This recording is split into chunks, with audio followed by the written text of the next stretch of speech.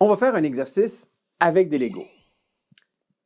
En équipe de 2, ce que je vous propose, c'est qu'une personne prenne un nombre identique de pièces de Lego et que cette personne-là fait 2 fois la même représentation d'une construction. Ce n'est pas obligé d'être très gros. Déjà, je vous assure que 8 morceaux, c'est déjà beaucoup.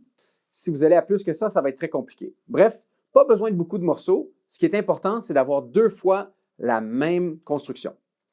Ce que vous allez faire, c'est que vous allez bander les yeux ou mettre un loup devant les yeux de votre coéquipier ou coéquipière. Après, une fois qu'elle a les yeux bandés et qu'elle est maintenant aveugle, vous allez démonter votre pièce de Lego et vous allez offrir les pièces détachées à votre collègue.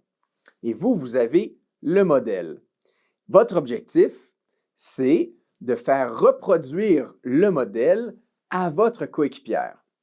Cette personne-là va être obligée d'écouter vos conseils et vous allez devoir vous positionner comme si vous étiez à sa place et sachant qu'elle ne peut pas voir, vous allez devoir lui expliquer comment refaire le modèle Lego. On peut rendre ça compétitif en comptant le nombre de temps que ça prend pour offrir l'instruction. Vous pouvez aussi, avec le même modèle, faire jouer plusieurs personnes différentes en tant que personne aveugle. Et ensuite, évidemment, ce qui est intéressant, c'est de changer de rôle. Et maintenant, la prochaine étape, c'est de se poser la question, comment est-ce qu'on s'est senti lorsqu'on recevait des instructions?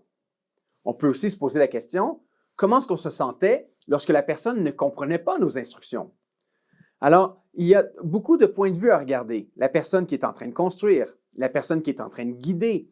Et en fait, il y a de l'empathie dans les deux sens. Autant la personne qui est guidée essaie de s'intéresser à qu'est-ce qui était dans l'esprit de l'autre personne, et autant la personne qui est en train de guider, le créateur de la structure, elle aussi devrait s'intéresser à ce qu'est en train de faire l'autre personne. Alors, c'est un bel exercice qu'on a pour renforcer notre muscle d'empathie.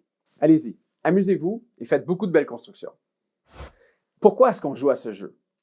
Eh bien, parce que la personne qui donne des instructions, autant que la personne qui reçoit les instructions, sont obligés de pratiquer leur muscle d'empathie. Lorsqu'on donne les instructions, il faut s'assurer que l'autre personne est au bon rythme, est capable de voir où on est rendu. Inversement, la personne qui reçoit les instructions essaie d'imaginer qu'est-ce que la personne est en train de lui dire. Elle essaie de comprendre par les mots, est-ce que je suis en train de faire la bonne chose? Est-ce que je suis un bon constructeur? Est-ce que je suis en train de faire la bonne chose?